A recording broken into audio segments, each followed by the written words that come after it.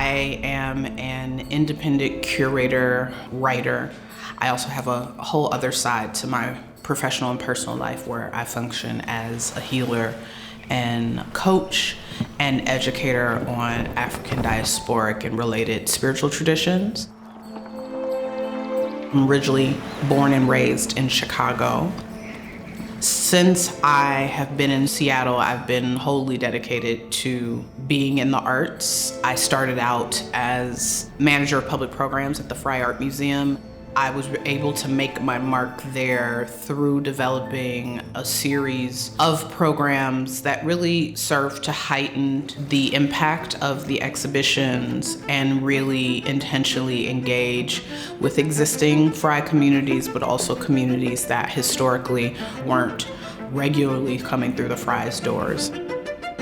A lot of my practice, be it writing or curation, has really been about letting people outside know that there's important and interesting things happening in Seattle and reminding the engaged art community here that there are really interesting things happening out in the world. So my name is Carl Behnke. I'm part of a larger family, the Behnke family, and then beyond that, the Skinner family. My mother was a Skinner.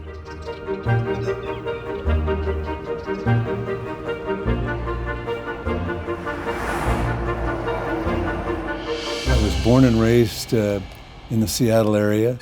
I went to Bellevue High School, and then I went to Princeton University where I played football, and we were 27-3 when I played there. Enlisted in the Navy and spent 3.5 years in the Navy on destroyers during the Vietnam era. After I got out, I went to Harvard Business School and spent 2 years there, and then came back to Seattle and started working at Alpac Corporation, which became the second largest Pepsi distributor in the country. The family has always wanted to support nonprofits in the community. Originally, we had a broader perspective, and we've focused now on the Neddy. Cornish has been a staple arts institution in this town for a very, very long time. And the Behnke Family Foundation has shown its commitment to the education of visual artists, and by extension, a crucial part of that education being their ability to exhibit, their ability to learn what it means to be a professional artist, their ability to start to understand and interact with curators, and have on-site, hands-on education around what does it mean to be a part of a show, what does it mean to curate a show, and all of those aspects being facilitated by that site, but also being facilitated by the program that is being developed alongside that site. The Neddy was started after Ned passed, my brother. Ned was profoundly deaf at birth.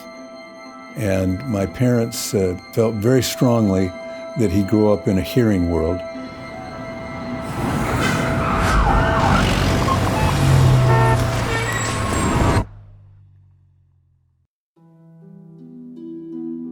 When it came time for about junior high school, he went to a school called the Fort Lauderdale Oral School.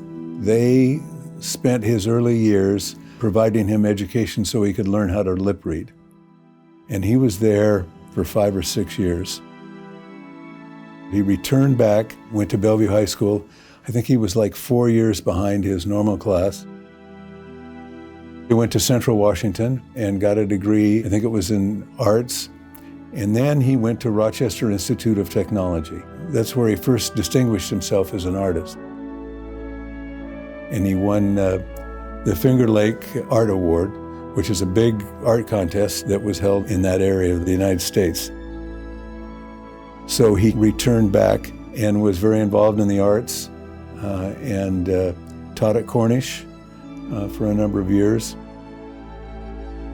And he was at a time when HIV had just started. And people knew very little about HIV, and they were very frightened about it. And he contracted HIV and ultimately died.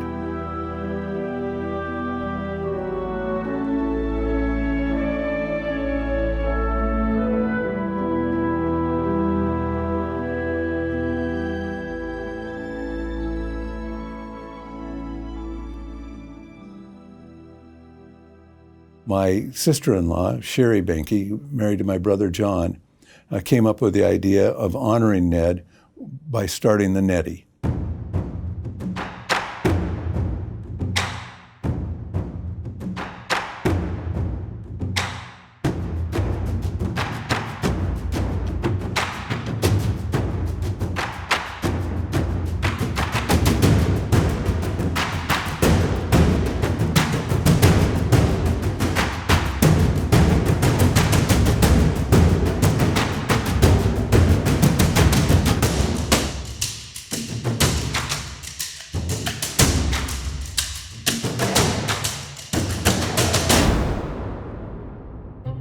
The Neddy is the highest unrestricted award in the region, certainly in Seattle.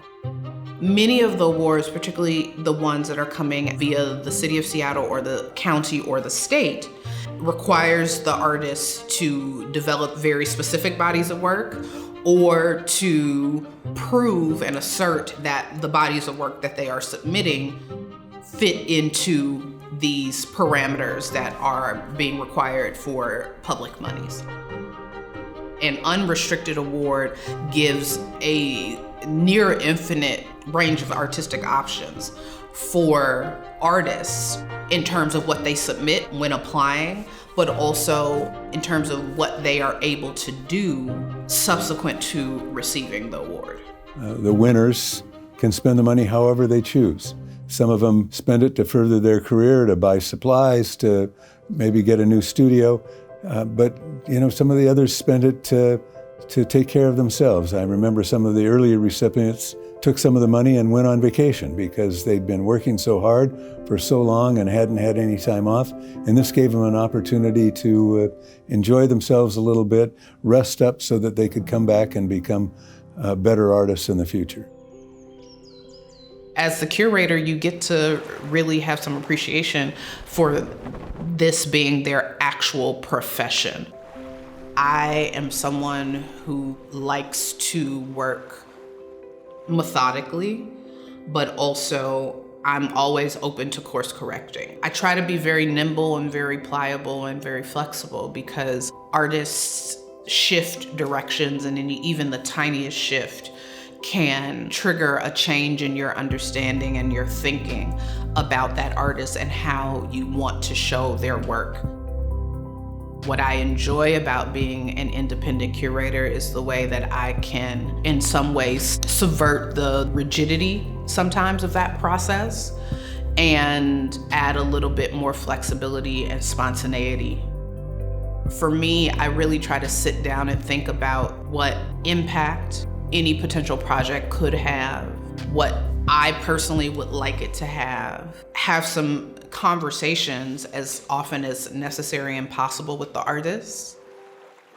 Part of the reason that curators spend so much time coming up with a concept is so that they can have a cohesive, succinct story from start to end. And so you come up with the concept, then you choose the artists.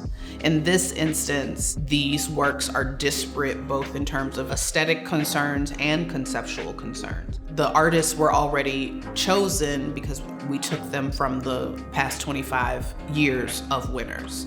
Rather than force something, a theme, an idea on top of this group of artists, I wanted the artists to show what they thought was the best representation of them and their practice in the current moment.